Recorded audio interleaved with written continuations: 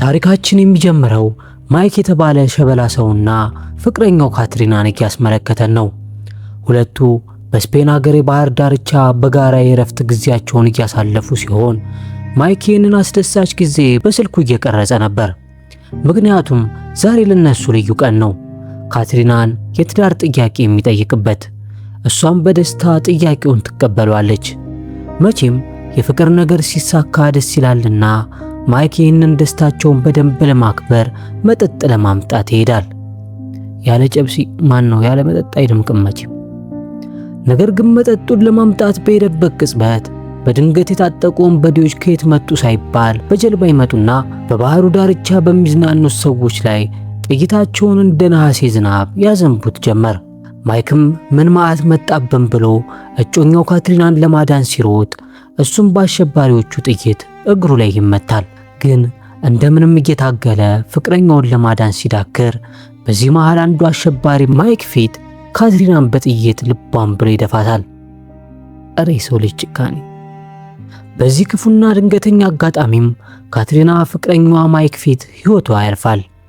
ከዚህ በኋላ የአሰቃቂ አጋጣሚ የማይክን ሕይወት ሙሉ በሙሉ ይቀይሯል። ከዚህ በኋላ ታሪካችን የክስተት ከተፈጠረ ከ18 ወራት በኋላ ይወስደናል። ከጥቃቱ ለዓይን ምስክር የተረፈው ማይክ ብቻ ነበር። ነገር ግን ፍቅረኛው ካትሪናን ማዳን ባለመቻሉ በቁጭትና በጸጸት እየተቃጠለ ኖሯል። ግን ማይክ ዝም ብሎ እጁን አጣጥፎ የሚቀመጥ ሰው አልነበረም። እነዚያን አሸባሪዎች ለመበቀል ለ18 ወራት የጦር መሳሪያና የውጊያ ስልጠናዎችን ሲወስድ ቆይቷል። አሁን ላይ ብቻውን ድፍን አሸባሪዎቹን ቡድን ማጥፋት የሚችል አደገኛና ገዳይ ተዋጊ ሆኗል። ምንም እንዳምራቸው ጀግናው። ግን ችግሩ ማይክ ስንቁንም ትጥቁንም ቢያዘጋጅም ጠላቶቹ ያሉበት ሀገር መሄድ መቻሉ ላይ ግን ትልቅ ጥያቄ ነበረበት። ምክንያቱም እነዚህ አሸባሪዎች የመጡት ከኢራቅ ሀገር ነበር።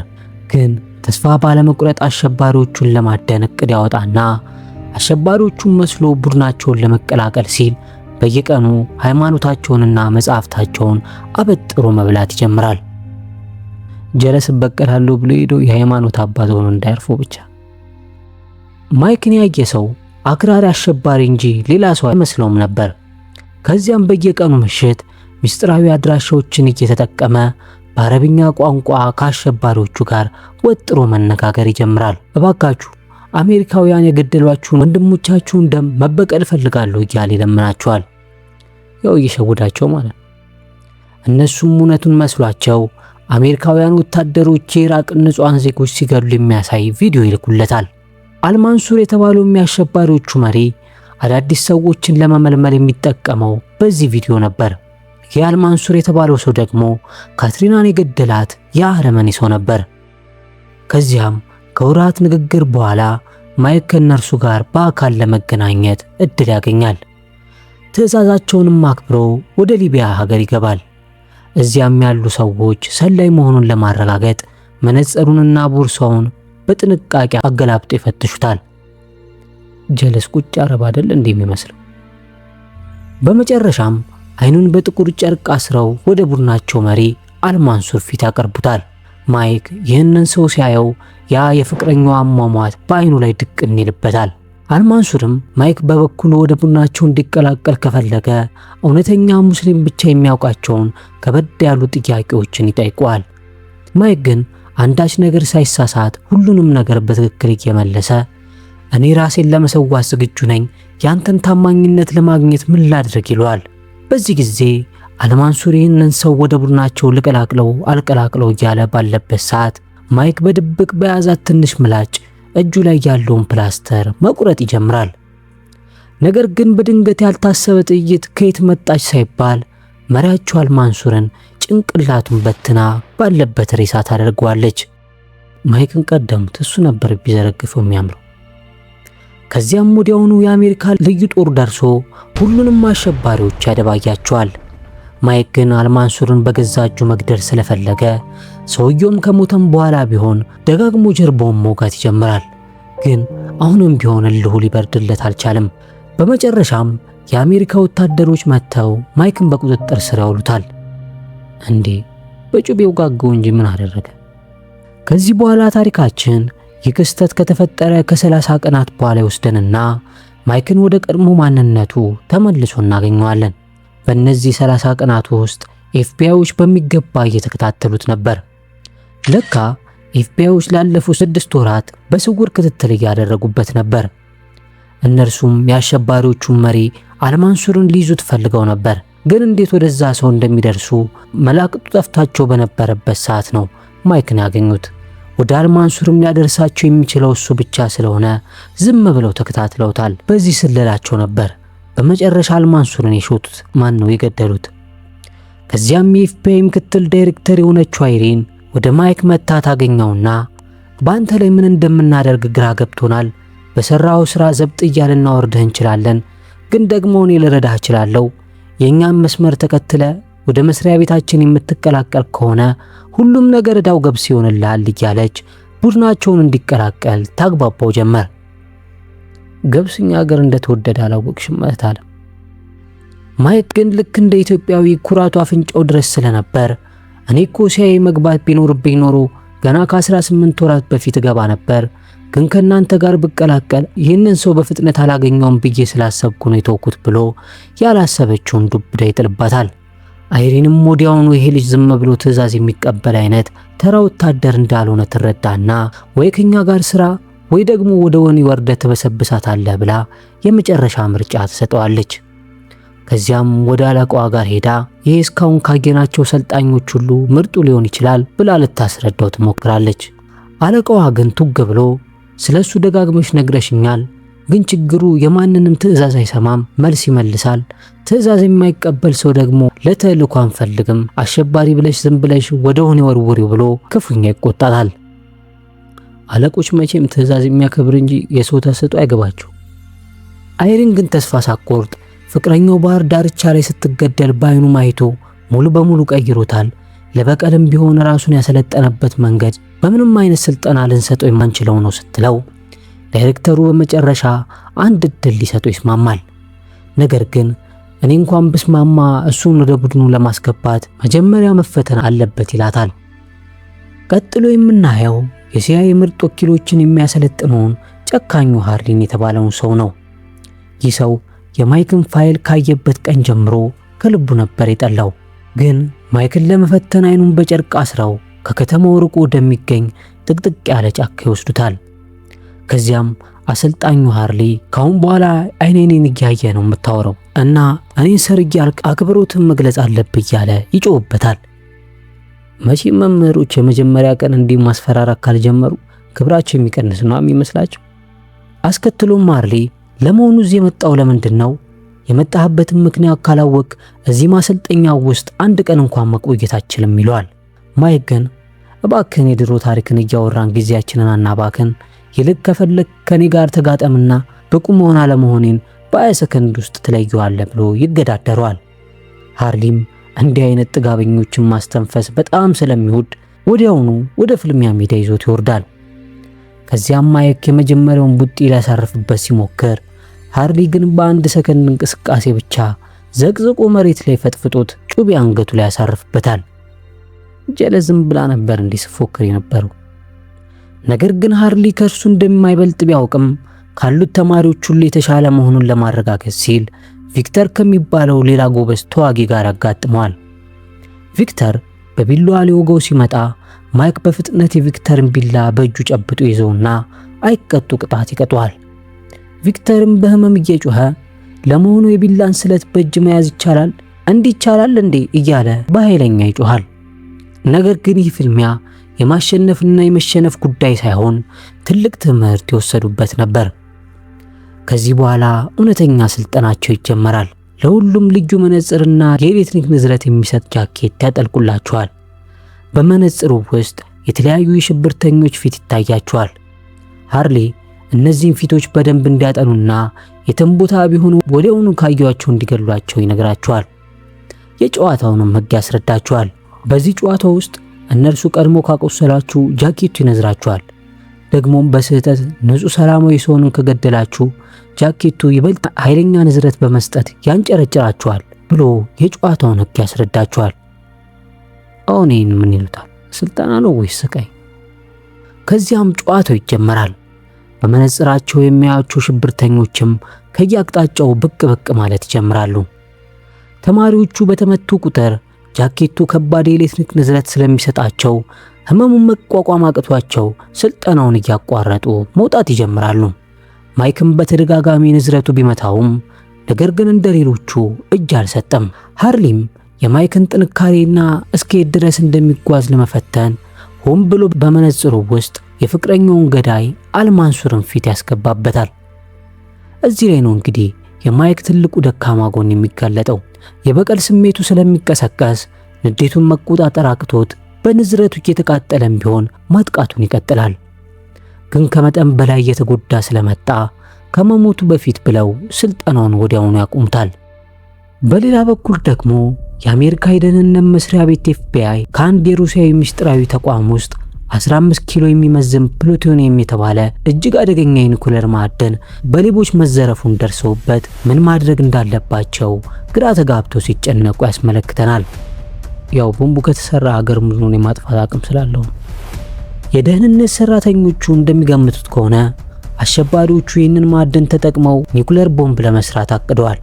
ይህንን ቦምብ ለማፈንዳት ደግሞ የኒኩሌሩ መተኮሻና እነዚህን ነገሮች የሚያቀጣጥል ሳይንቲስት ያስፈልጋል።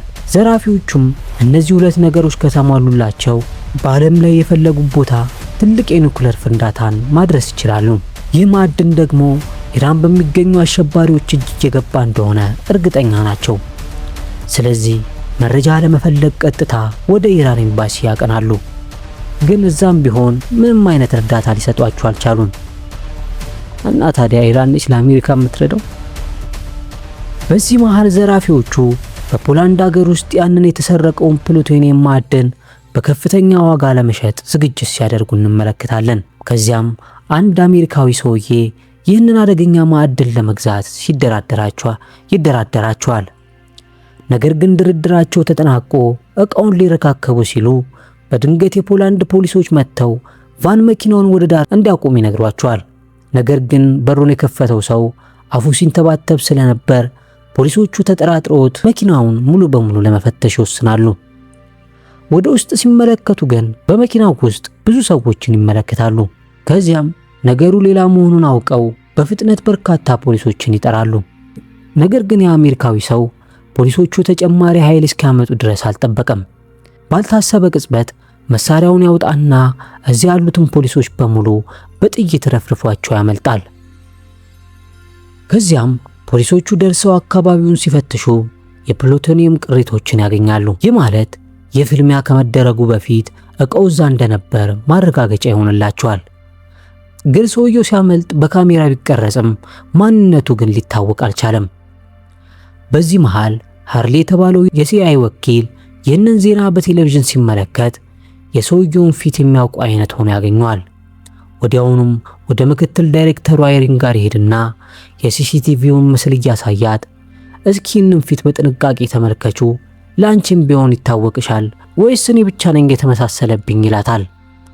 አይሪን ግን በመገረም በፍጹም እሱ ሊሆን አይችልም፣ እሱ እኮ ከብዙ ዓመታት በፊት በድሮን ጥቃት ተገድሏል፣ ከዚያ ጥቃት ውስጥ ተርፎ መውጣት መቼም የማይታሰብ ነገር ነው ትለዋለች።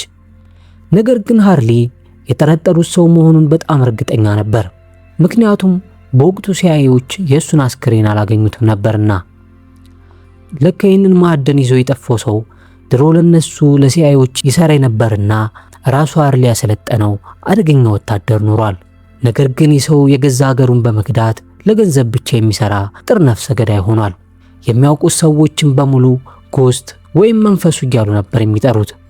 እሱ ለሀገር ወይም ለፖለቲካ ሳይሆን ለገንዘብ ብቻ ነበር የሚሰራው። ሃርሊም ይህ ማዕድን እዚህ ሰው እጅ ላይ ከገባ ታላቅ እልቂት ሊከሰት እንደሚችል ተረድቶ በፍጥነት እርምጃ መውሰድ እንዳለባቸው ይወስናል። በመቀጠልም አይሪን አንድ አዲስ መረጃ ታገኛለች። በቱርክ ዋና ከተማ ኢስታንቡል ውስጥ የሚገኝ አንድ የጦር መሳሪያ ነጋዴ ከጥቂት ቀናት በፊት ከሩሲያ የኒኩሌር ማቀጣጠያ ገዝቷል። ይህ ደግሞ በፍጹም አጋጣሚ ሊሆን አይችልም። ነጋዴው ይህንን ማስተኮሻ ለጎስት ነበር መሸጥ ያሰበው። ስለዚህ እነዚህ ሰዎች ቦምቡን አዘጋጅተው ሀገር ምድሩን ሳያጋዩት በፊት ሊደርሱባቸው ይገባል። ይህንን ተልዕኮ ይወጣል ተብሎ የታሰበው ደግሞ ማይክ ስለነበር ሃርሊ ወደ ማይክ ጋር ይሄዳል። ከዚያም ለማይክ ሊያስተምረው የፈለገውን አንድ የመጨረሻ ወሳኝ ትምህርት ይሰጠው ይጀምራል። ሃርሊ ሆን ብሎ ማይክ በስልኩ የቀረጸውን ያንን የፍቅረኛው ካትሪናን ቪዲዮ ይከፍትበታል። ያው ስሜታዊ ሊያደርገው ማለት ነው። ማይክም ቪዲዮ እንዲያጠፋለት አጥብቆ ቢለምነውም ሃርሊ ግን ጭራሽ ድምፁን ከፍ ያደርገዋል። በዚህ ጊዜ ማይክ በንዴት ገንፍሎ በሃርሊ ላይ ይወረወራል። አቅም እንዳለው ሰው ማለት ነው። ነገር ግን ሃርሊ በቀላሉ አንገቱን አንቆ ይዘውና ትልቅ ስህተት እየሰራህ ነው፣ ካሁን በኋላ ስሜት እንዲነዳ በፍጹም አትፍቀድ፣ ካልሆነ ግን ህይወትህን ነው የምታጠው ብሎ ከባድ ማስጠንቀቂያ ይሰጠዋል። ማይክም ነገሩ ገብቶት ስህተቱን አምኖ ይቀበላል። ከዚህ በኋላ ማይክ የዚህ አደገኛ ተልእኮ ቡድን አባል ይሆናል። በማግስቱም አደገኛውን ማዕድን ከዘራፊዎቹ እጅ ለመንጠቅ የታቀደ ኦፕሬሽን ይጀመርና ሶስቱም በአንድ ላይ ወደ ቱርክ ሀገር ኢስታንቡል ከተማ ያመራሉ። እዚያም አኔካ የምትባል ሌላ የሲአይኤ ወኪል አግኝተው በቡድን ሆነው መስራት ይጀምራሉ። የጦር መሳሪያ ነጋዴውን በድብቅ እየተከታተሉ ሳለ ሰውየው ወደ ሆቴል ከመግባቱ በፊት ከአንድ ሌላ ሰው ጋር ሲገናኝ ይመለከታሉ። ሃርሊም ባሉበት እንዳትንቀሳቀሱ በእርጋታ ጠብቁ ብሎ ትዕዛዝ ቢሰጥም ማይክ ግን ትዕዛዙን ባልሰማላሽ ብሎ ያ የጦር መሳሪያ ነጋዴውን ሲያናገር የነበረውን ሰውዬ ስልኩን ሳያስነቃ ይበለዋል። ማን ነው ይሰርቀዋል? ይህም እኛ ሀገር ኪስ ማውለቅ ነበር የሚያዋጣው። ዝም ብሎ ነው ያለ ቦታ የገባው። ከዚያም ስልኩን ከፍቶ ሲመረምሩት ያ የጦር መሳሪያ ነጋዴ ነገ በአንድ ሬስቶራንት ውስጥ የኑክሌር ማስተኮሻውን ለአንድ ገዢው ሊያስረክብ እንደሆነ የሚገልጽ ምስጢር ያገኛሉ። አሁን ስራቸው በጣም ቀላል ሆኗል። ሰውየውን መምታትና የኒኩሌር መተኮሻውን በእጃቸው ማስገባት። በማግስቱም በአንድ ሬስቶራንት በረንዳ ላይ ተቀምጠው የጦር መሳሪያ ነጋዴው የሚመጣበትን ሰዓት በትዕግስት መጠባበቅ ይጀምራሉ። ነገር ግን ነጋዴው ሲመጣ ከእርሱ ጋር ጥቂት የወታደር ጠባቂዎች አብረውት እንደመጡ ይመለከታሉ። ደግሞ እነዚህ ወታደሮችን ሳያስወግዱ ግዳጃቸውን ማሳካት አይችሉምና ቻርሊ የተባለው ጓደኛቸው በድብቅ አንዱን ወታደር አንቆ ይዟል። ከዚያም ለጓደኞቼ ራቅ ያለ አካባቢ ቦምብ ሊፈነዳ ነው ብላ አስደንግጣቸው በማለት ያስፈራረዋል። ወታደሩም በተባለው መሰረት ስልክ ደውሎ ሲናገር እዚያ አካባቢ የነበሩት ወታደሮች በሙሉ ወደ ተባለው የፍንዳታ ቦታ ይከንፋሉ። በዚህ ዘዴም ወታደሮቹን ከአካባቢው ካራቁ በኋላ ወደ ሬስቶራንቱ ውስጥ ዘልቆ ይገባሉ። እዚያም በእቅዳቸው መሰረት ያንን አደገኛ ቅጥር ነፍሰ ገዳይ ወይም ጎስትን ከጦር መሳሪያ ነጋዴው ጋር ቁጭ ብሎ ሲያወር ይመለከቱታል። ግን በንግግር ላይ ያሉ ይህ ጎስት የተባለው ሰውዬ በድንገት አይኑ በቪክተር ላይ አርፍና ወዲያውኑ ሲአይኤዎች እየተከታተሏቸው መሆኑን አውቆ ቪክቶርን እዚያው በቆመበት ጩቤውን ይመዝና ሆድ ዕቃውን ይዘረግፈዋል። ነገሩ በጣም በፍጥነት ስለተከናወነ አብሮት የነበረው ማይክ ምን ማድረግ እንዳለበት ማሰብ እንኳን ተስኖት በድንጋጤ ፈዞ የጓደኛውን አስክሬን ታቅፎ ይቀመጣል። በመጨረሻም ቪክቶር መሞቱን ሲረዳ አለቃቸው ሃርሊ ነገሩ እንደማያዋጣ አውቆ ተልኳችን ተቋርጧል፣ አሁኑኑ ያላችሁበትን ቦታ ለቃችሁ ውጡ በማለት ቀጭን ትዕዛዝ ያስተላልፋል። ነገር ግን ለገትሩ ማይክ ትዕዛዝ ከጆሮ አልገባም።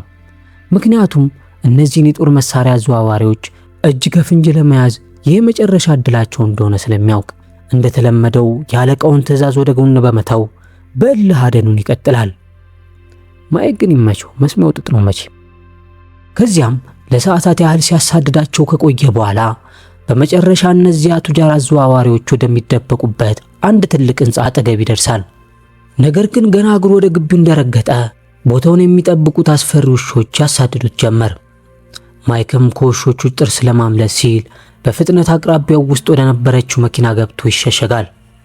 እዚያም ሆኖ ውሾቹን በአስተማማኝ ሁኔታ ድራሽ አባታቸውን ካጠፋ በኋላ ተደብቆ ወደ ባለጸጋው የጦር መሳሪያ ነጋዴ ቤት ሾልኮ ይገባል። በስማም መሳሪያ ሽጠው ሰው እያጋደሉ እነሱ ግን እንደዚህ ዘንጠው ነው የሚኖሩት። ማይክም እያንዳንዱን እርምጃ ድምጽ ሳያሰማ እየተራመደ ሳለ ሳያስበው ቤት ውስጥ የነበረች አንዲት ሴት አይታው እሪታዋን ታቀልጧለች። የሴትዮዋን ጩኸት የሚሰሙት ታጣቂዎች በአንድ ተሰባስበው ወደ ውስጥ ይገቡና ማይክ ላይ የጥይት ሩምታ ይከፍቱበታል። ማይክ ግን በቀላሉ እጅ የሚሰጥ አልነበረም። ጥይቱን እያመለጠ ከጠባቂዎቹ ጋር እጅ በእጅ አስፈሪ ፍልሚያ ውስጥ ይገባና ጠባቂዎቹን በሙሉ ካጸዳ በኋላ በቀጥታ ወደ መሳሪያ አዘዋዋሪ ሰው ቢሮ ዘልቆ ይገባል። ያ ቱጃር ነጋዴም በማይክ ፊት ተንበርክኮ እባክህን አትግደለኝ፣ የፈለግከውን ነገር ሁሉ አደርግልሃለሁ እያለ ጻድቅ ሰው መስሎ ቢለምነውም ማይክ ግን ለዚህ ክፉ ሰው ምንም ምህረት ሳያሳይ ግንባሩን በጥይት ይበሰዋል። ከዚያም ማይክ የተሰጠውን ተልእኮ በራሱ መንገድ ፈጽሞ ቢመለስም አለቃው ሃርሊ ግን ትዕዛዜን ጥሷል በሚል በንዴት በግኗል። ወዲያውኑም ወደ አይሪን ጋር ሄዶ ይህ እኮ ሰው ግትር ነው፣ ትዕዛዝ መቀበል ምን እንደሆነ ጭራሽ አያውቅም። በሱ ደንቆሮ አካሄድ ምክንያት ሁላችንም ልንያዝና ስራችን ይበላሽ ነበር እያለ ማላዘን ይጀምራል። ነገር ግን አይሪን ሁኔታውን በሚገባ ስለምትረዳ ማይክ የሰራውን ጀግንነት ሌላ ማንም ሰው ሊሰራው ይቅርና ሊያስበው እንኳን አይችልም ነበር። እሱ እኮ ህይወቱን አደጋ ላይ አጋልጦ ነው ይህንን አዲስ መረጃ ይዞ የመጣው እያለች ሃርሊን ለማረጋጋት ትሞክራለች። አይሪንማ ለማይክ ሁሌም ጠበቃ እንደሆነች ነው። ምንድነው ፍቅር ቢጤ ያለባት እንዴ? በመቀጠልም ማይክ ይዞት የመጣውን የዚያን ነጋዴ ላፕቶፕ ሲመረምሩት ነገሩ ሁሉ የሚወሰንበት አንድ ትልቅ ስብሰባ እንዳለ ይረዳሉ። ደግሞም የነበራቸው ጥርጣሬ ትክክል ነበር። ያ በስውር የሚያሳድዱት ጎስት የተባለው አደገኛ ሰው ድሮ በእነርሱ የሰለጠነ ወታደር የነበረ ሲሆን አሁን ግን እነርሱን ለማጥፋት ቁርጥ የተነሳ ጠላታቸው ሆኗል። አሁን ላይ ቦምቡን የሚያፈነዳው መተኮሻ በእጁ ውስጥ ቢገባም ቦምቡን አስተካክሎና ገጣጥቦ ሊያዘጋጅለት የሚችል አንድ የፊዚክስ ሊቅ ያስፈልገው ነበር። እነ ማይክም ያ የፊዚክስ ሊቅ ክፍያውን ለመቀበል ወደሚመጣበት ክፍል በድብቅ ያመራሉ። በአንጻሩ ደግሞ ኢራናውያን ሰዎች ከዘራፊው ጎስት ጋር ለመገናኘት ወደ አንድ ሆቴል ሲመጡ እንመለከታለን። ለካ እነዚህ ሰዎች ናቸው ኒኩለር ለመስራት የሚሆነውን ማዕድን እንዲሰረቅና ቦምብ ሰርቶ አሜሪካንን እንዲያወድማት የቀጠሩት። እነዚህ ኢራናውያንም በጎስት ስራ በጣም ተደንቀው ቢመለከቱትም ነገር ግን የጎስት ሴራ ምን ያህል አደገኛ እንደሆነ በጭራሽ አላወቁም ነበር። ያው ለራሱ ሊጠቀምባቸው ፈልጓል ማለት። በማግስቱ ጠዋት ሃርሊና ቡድኑ በአንድ ትልቅ ሆቴል ደጃፍ ላይ መኪናቸውን አቁመው ወደ ሆቴሉ የሚገቡትንና የሚወጡትን ሰዎች መከታተል ይጀምራሉ። ያንን ሳይንቲስት በሚጠባበቁበት ሰዓት ማይክ ስለሞተው ጓደኛው ስለ ቪክተር ሃርሊን ይጠይቀዋል። ሃርሊ ግን በጣም ደረቅ በሆነ መንገድ ቪክተር አብቅቶለታል፣ በዚህ ምድር ላይ ፈጽሞ እንዳልነበር አድርገህ አስበው ይለዋል። ሃርሊ ለራሱ ወታደር ቅንጣት ርህራሄ እንደሌለው ሲያይ ማይክ በንዴት ያብዳል። ነገር ግን ሃርሊ አይኑን እያየ አንተ አሁን የሚሰማህን ስሜት በቀል ነው የምትለው፣ ለኔ ግን ይሄ የተሳሳተ አስተሳሰብ ነው። ስለዚህ በምትወስነው ውሳኔ መሃል ስሜት እንዲገባ ፈጽሞ አትፍቀድ እያለ ጠንካራ ምክር ይለግሰዋል። ይገርማል። ጓደኛውን የሚያክል ነገር ሞቶበት እኮ ነው ምንም እንዳልተፈጠረ ለፎ የሚለው። በዚህ መሃል ጓደኛቸው አኒካ ክፍያው መፈጸሙንና ያ የፊዚክስ ሳይንቲስት ከሆቴሉ ሊወጣ እንደሚችል መታ ታሳውቃቸዋለች። ማይክም ካሜራውን አዘጋጅቶ ከሆቴሉ የሚወጣውን እያንዳንዱን ሰው ፎቶ ማንሳት ይጀምራል። በመጨረሻም ያን የፈለጉትን ሳይንቲስት በትክክል ለይቶ ያገኙታል። ወዲያውኑም መኪናቸውን አስነስተው የሳይንቲስቱን መኪና በቅርበት መከታተል ይጀምራሉ። ሳይንቲስቱ ዛሬ ማታ ለረፍት ወደሚገባበት ሌላ ሆቴል ሲደርስ እነርሱም ተከታትሎት በመግባት ከእርሱ ጎን ያለውን ክፍል ይዛሉ። አሁን ዋናው ስራቸው ሳይንቲስቱን በቁጥጥር ስር መዋልና በመንገዳቸው ላይ የሚመጣውን ማንኛውንም ጋሬጣ ማስወገድ ነበር። ሃርሊም ለቡድኑ በየ15 ደቂቃ የደረሱበትን መረጃ እንዲሰጡ አጥብቆ ያሳስባቸዋል። ከዚህ በኋላ አኒካ በሳይንቲስቱ ክፍል ውስጥ ባለገመድ ስውር ካሜራ በመቅጠም በኮምፒውተሯ እንቅስቃሴውን መከታተል ትጀምራለች። ሳይንቲስቱ ያለምንም ስጋት አልጋው ላይ ጋደም ብሎ እንቅልፉን መለጠጥ ሲጀምር ማይክ ግን ለአንዲት ሰከንድ እንኳን አይኑን ሳይነቀል ይጠባበቀው ነበር። አኒካም ለማይክ የምትወደውን ሰው ማጣት ምን ያህል ስሜቱ ከባድ እንደሆነ እረዳዋለሁ እያለች ፍቅራዊ በሆነ መንገድ ልታቀርበው በትሞክርም ማይክ ግን ሙሉ ትኩረቱን ግዳጁ ላይ ብቻ ስለነበር ፊቱን እንኳን አላዞርላትም። ኧረ ተይ ልጁን አታሻፍቹ፣ ስራውን ይስራበት ባክሽ። እነሱ በዚህ ወሬ ላይ ያሉ በድንገት ያደገኘው ጠላታቸው ጎስት በስውር ካሜራው ፊት ለፊት መጥቶ ይቆምና ባላሰቡት ሁኔታ በራቸው ተበርግዶ የጎስት ተላላኪዎች ክፍል ውስጥ ይገባሉ። በዚህ ጊዜ ሁለቱም ወጫ በሌለው አጣብቂኝ ውስጥ ገቡ።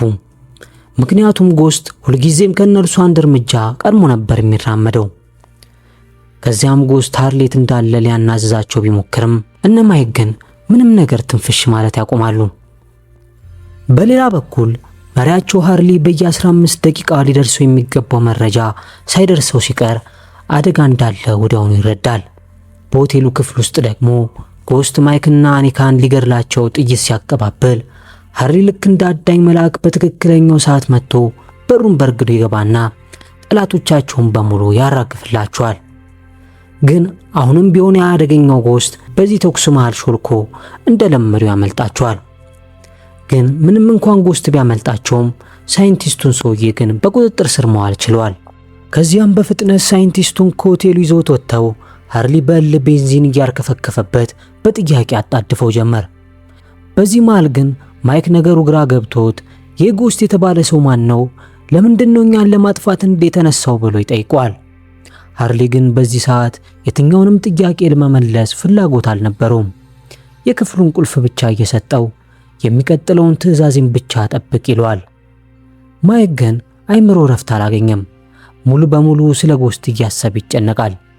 በዚህ ጊዜ አኒካ ወደ እርሱ ትጠጋና እባክህን አሁን መረበሽን ትተህ ትንሽ ረፍት እናርግ፣ ያንን ጎስት የተባለ ሰው ነገ ፈልገን እንደርስበታለን ትለዋለች። በዚህ ጊዜ ማይክም ይደናገጥና ለመሆኑ የሱን ስም ጎስት መሆኑን እንዴት አወቅሽ ብሎ በጥርጣሬ ይመለከታታል።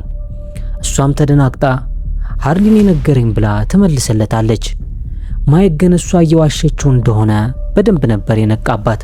ሳይቆይም ወዲያውኑ ጉሮሮዋን አንቆ በመያዝ ለመሆኑ አንቺ ለማን ነው የምትሰሪው? እውነቱን አውጪ እያለ ያጣድፋታል። አኒካ ግን ደጋግማ በውሸት ልታታለለው ብትሞክርም ማይክ ግን የራሱን የጭካኔ መንገድ ተጠቅሞ እውነቱን ለማውጣት ይወስናል። ከዚያም ራሷን ይዞ ውሃ ውስጥ እየደፈቃት ትንፋሽ አሳጥቶ ሊገላት ሲል በመጨረሻም አቅም ያጣችው አኒካ እኔ የኢራን ሰላይ ነኝ፣ እያንዳንዱን መረጃም ለኢራን መንግስት ነበር አሳልፌ ስሰጥ የነበረው ብላ እውነቱን ታፈርጣለች። አረ በፈጣሪ እኔ ራሱ እኮ የነ ማይክ ቡድን ነበር የምመስለኝ። ከዚያም ማይክ እየጎተታት ወደ ሃርሊ ቢሮ ይወስዳታል። ሃርሊም ነገሩን ሲሰማ ማይክ በትክክል አንተ ጥሩ ነገር አድርገሃል ብሎ ለመጀመሪያ ጊዜ ማይክ ባደረገው ነገር ይገረማል። ግን ሃርሊ ይህች ሴት መረጃውን አውጥታ ለማን እንደምትሰጥ ወዲያውኑ ይደርስበታል። ደግሞም መረጃውን የምታቀብለው ሰው የራሱ የቅርብ ጓደኛ ነበረ። ሃርሊም እኔ አሁን ሄጄ ከእርሱ ጋር እገናኛለሁ፣ አንተ ግን ይህንን ሚስጥር ለማንም እንዳታወጣ ብሎት ይሄዳል። ሃርሊም ወደ ኢራናዊ ጓደኛው ጋር ሄዶ ያገኘውና ስለ ሁኔታው ይጠይቋል። በዚህ ጊዜ ግን እውነቱ የተጋለጠበት ጓደኛው ምንም ነገር ሳይደብቅ ይነግረው ጀመር። አኒካ እኮ የኔ እህት ልጅ ናት፣ በአንተ ላይ ክትትል እንድታደርግ የላኳት እኔ ነኝ። ነገር ግን እኛ ያንተ ጠላቶች አይደለንም፣ ሲያይ ምን እያሴረብን እንደሆነ ለማወቅ ብቻ ነው የሞከርነው ይለዋል። በተጨማሪም ከዚህ ሁሉ ሴራ በስተጀርባ ጀነራል ሩስታሚና የመከላከያ ሚኒስትሩ የሆነው በሩስ የተባሉት ባለስልጣናት እጃቸው እንዳለበት ይረዳል። ምክንያቱም እነዚህ ሰዎች በኢራንና በአሜሪካ መካከል በተደረገው የኒኩለር ስምምነት ፍጹም ደስተኛ ስላልነበሩ ይህንን ስምምነትም ለማፍረስ ያንን አደገኛ አሜሪካዊ ቅጥረኛ ነፍሰ ገዳይ ጎስትን ይቀጥሩታል። ነገር ግን በዚህ መሃል ኢራናዊው ተጨማሪ ሚስጥር ከመናገሩ በፊት አድብቶ ሲጠብቃቸው የነበረው ጎስት መጥቶ በስናይፐር ግንባሩን ይነድለዋል። ወዲያውኑም ሃርሊን እግሩን መጥቶ ያቆስለውና ወደ ራሱ ድብቅ መሸሸጊያ ቦታ ይወስደዋል። እዚያም ሃርሊን በከባድ ሁኔታ እያሰቃየው ስላየው በጣም ደስ ብሎኛል ሃርሊ ይለዋል። አስከትሎም በጀርባው ላይ ያለውን አስፈሪ የግርፋት ጠባሳ እያሳየው የቁስል በኢራን አሸባሪዎች እጅ ወድቆ በደረሰበት ከፍተኛ ስቃይ የመጣ እንደነበር ያስታውሷል። ጎስት በቁጭትና በንዴት ተሞልቶ አንተ ያኔ ልታድነኝ ትችል ነበር፣ ነገር ግን ዞር ብለህ እንኳን ሳታየኝ በእነርሱ እጅ እንድሞት ነው ጥለኝ የጠፋው። ግን ታውቃለህ እኔ እነርሱን እስከዛሬ አንድም ቀን ወቅሻቸው አላውቅም፣ ምክንያቱም እነሱም አለቀውኛል። የከዳኸኝና ለዚህ ስቃይ የዳረከኝ ግን አንተ ነህ። አለቃዬ እንደመሆን ልታድነኝ ይገባ ነበር እያለ ምሬቱን ያሰማል። ሃርሊ ግን ሳይደናገጥ ማንም አልከዳህም ጎስት፣ አንተ የተሰጠህን ትዕዛዝ ብታከብር ኖሮ ይህ ሁሉ ነገር አይፈጠርም ነበር። አንተ በዚያ ድርጊት የሌሎች ወታደሮችን ሕይወት አደጋ ላይ እየጣልክ ነበር። እኔ ደግሞ እንደዚህ እንዲሆን ፍጹም እንደማልፈቅድ ታውቃለህ። ነገር ግን አንተ የራስን ውሳኔ አስቀደምክ እያለ በእርጋታ ሊያስረዳው ይሞክራል። በሌላ በኩል ማይክ ሃርሊ በጎስት እጅ እንደታገተ ወዲያውኑ ይደርስበታል። ነገር ግን በሚያሳዝን ሁኔታ የሚስጥራዊ ተልእኮ በኢራን የስለላ ድርጅትና በሲአይኤዎች እጅ ውስጥ ስለገባ ማይክን ከጨዋታው ውጭ ያደርጉታል። አሪንም ወደ ማይክ መታ ያንተ ስራ እዚህ ጋር አብቅቷል፣ አሁን በቀጥታ ወደ ቤት መመለስ ትችላለህ ትለዋለች። አይ አሪን የሚሰማሽ መስሎሻል? ማይክም ትዕዛዟን ወደ ጎን በመተው የቡድናቸውን መከታተያ መሳሪያ በስርቆት የግሉ ያደርጓል። ከዚያም አኒካን ይዘዋት ሊሄዱ የነበሩት የኢራን ወታደሮች በሙሉ አንድ በአንድ ይገላቸውና ከነርሱ እጅ ያስመልጣታል።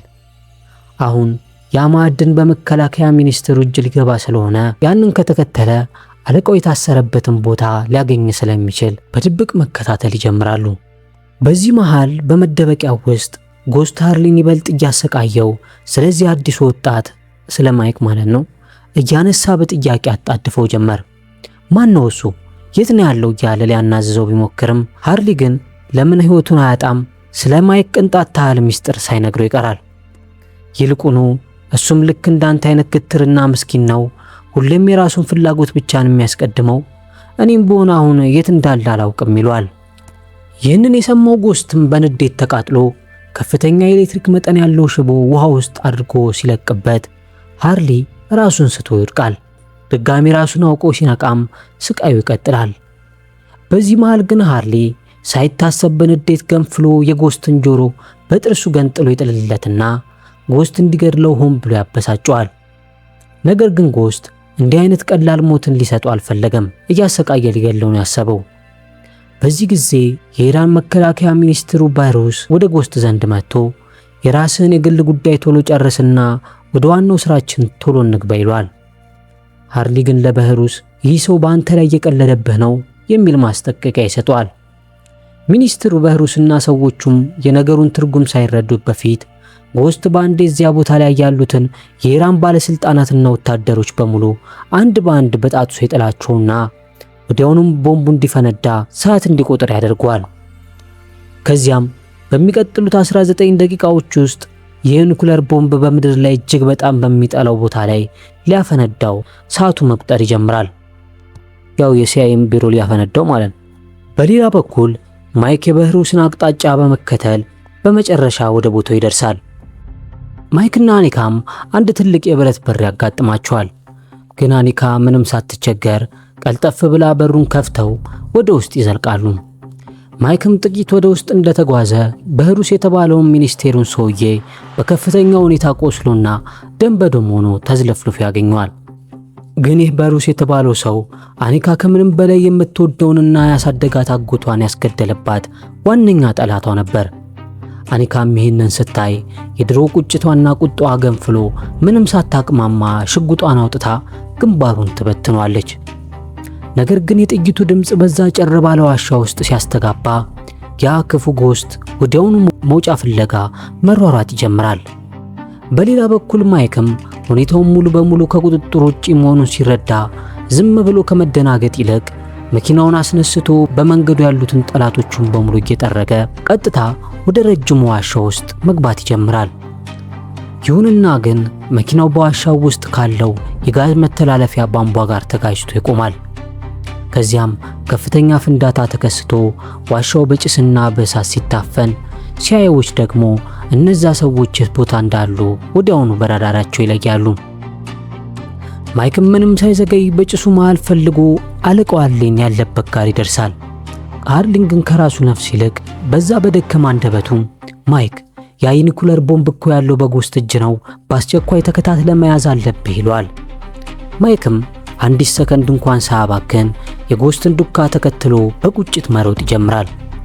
ጥቂት እንደተጓዘ ግን ልብ የሚሰብር ትዕይንት ነበር ያየው። ጎስት አኒካን አግቷት በአንገቷ ላይ መሳሪያ ደግኖ ቆሟል። ጎስት ማይክን ሲያየው በትዕቢት እየሳቀ መሳሪያህን አሁኑኑ መሬት ላይ ያስቀምጥ፣ ካልሆነ ግን ይህችን ልጅ ድራሽ አባቷን አጠፋታለሁ እያለ ይዝትበታል። ማይክም መፈናፈኛ አጥቶ ምን ማድረግ እንዳለበት በሚያስብበት ሰዓት አኒካ ግን ለጎስት መደራደሪያና መሳቂያ መሆን ስላልፈለገች የራሷን ሕይወት በገዛ እጇ ታጥፋለች።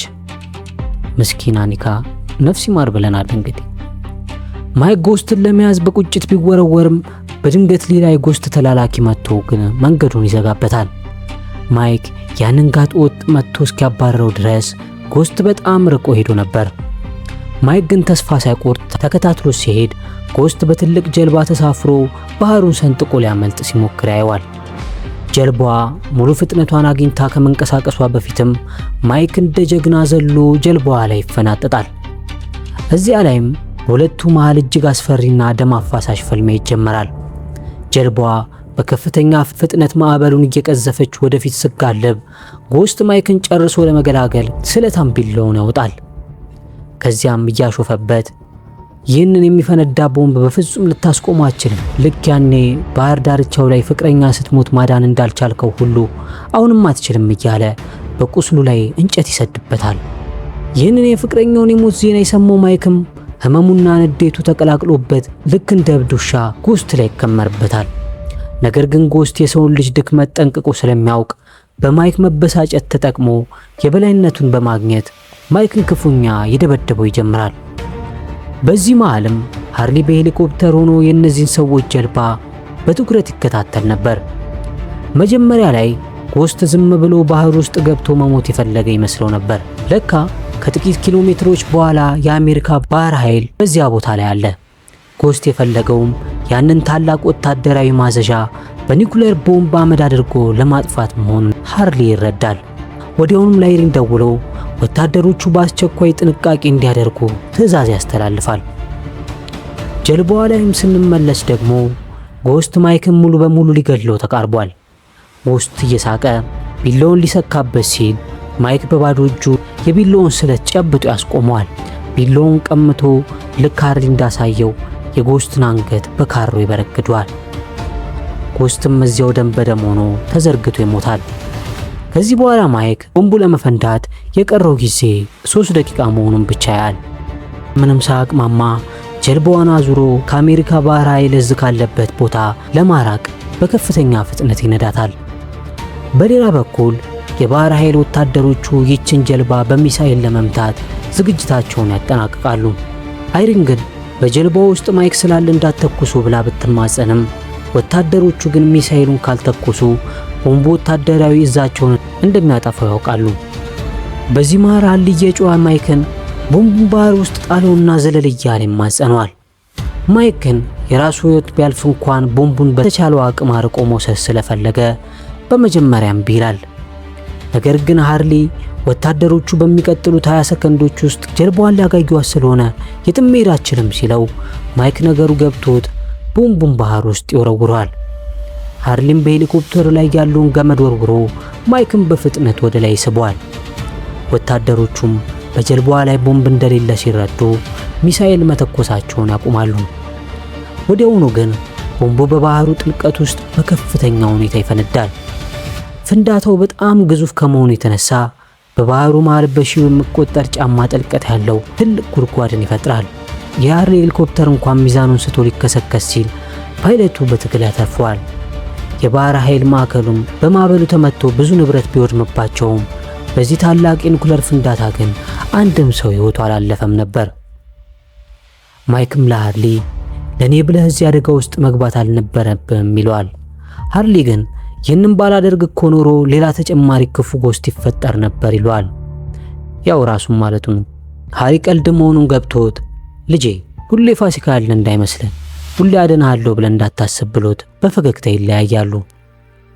ከዚህ ሁሉ መከራ በኋላ ማይክ ተልእኮን ጨርሶ ዱባይ ውስጥ ዘና እያለ ሲዝናና እንመለከታለን። በሌላ በኩል አይሪን ከጉዳቱ ገና እያገገመ ያለውን ሃርሊን ለመጠየቅ ትሄዳለች። ግን በዚህ መሃል የኢራኑ ጄኔራል ሩስታሚን ያን የኒኩለር ፍንዳታ ሙሉ በሙሉ ያደረገችው አሜሪካ ነች እያለ ሲያላክክ ይመለከታሉ። በዚህም ምክንያት በአሜሪካና በኢራን መካከል የነበረው የኒኩለር ስምምነት አደጋ ላይ ይወድቃል። ይህ ጄኔራል ሩስታሚን ባደረገው ጀብዱ ከፍተኛ ዝናን ያተረፈ ሲሆን ቀጣዩ የኢራን ፕሬዝዳንትም እሱ እንደሚሆን ይገመታል። እሱ ካሸነፈ ደግሞ በሁለቱ አገራት መካከል የለየለት ጦርነት መነሳቱ የማይቀር ነው። አይሪንም ለመሆኑ ማይክ የት ነው ያለው ስትል ሃርሊ እኔ ምን አውቃለሁ ይላታል። ነገር ግን በዚያውኑ ቅጽበት በዜናው ላይ ጄኔራል ሩስታሚን አሁን ዱባይ እንደሚገኝ ይናገራሉ። ሃርሊም ማይክን ወደ ዱባይ ለመሄድ ሲያወራ የነበረውን ነገር ያስታውሰዋል። ለካ ማይክ ወደ ዱባይ የሄደው ዝም ብሎ ለመዝናናት ሳይሆን ያላለቀውን የቤት ስራውን ለመስራት ወስኖ ነበር። በመጨረሻው ትዕይንት ላይም ጀነራል ሩስታሚን ከጥበቃዎቹ ጋር ዱባይ ውስጥ ባለ አንድ ሊፍት ውስጥ ሲገባ እናየዋለን። ግን በሚያስገርም ሁኔታ በዚያው ሊፍት ውስጥ ሌላ ማንም ሳይሆን ራሱ ማይክ አብሮት ቆሞት እንመለከታለን። በዚህ አጓጊ ትዕይንትም የዚህ ምርጥ አክሽን ፊልም ታሪካችን እዚህ ላይ ያበቃል። የኔም ቤተሰቦች ቪዲዮን ከወደዳችሁት ላይክ፣ ሐሳብ አስተያየታችሁን ደግሞ ኮሜንት ላይ፣ ሁሌም አብረን እንድንሆን ደግሞ ሰብስክራይብ ማድረጋችሁን እንዳረሱ። በቀጣይ አሪፍ ቪዲዮ እስከምንገናኝ ይመቻል።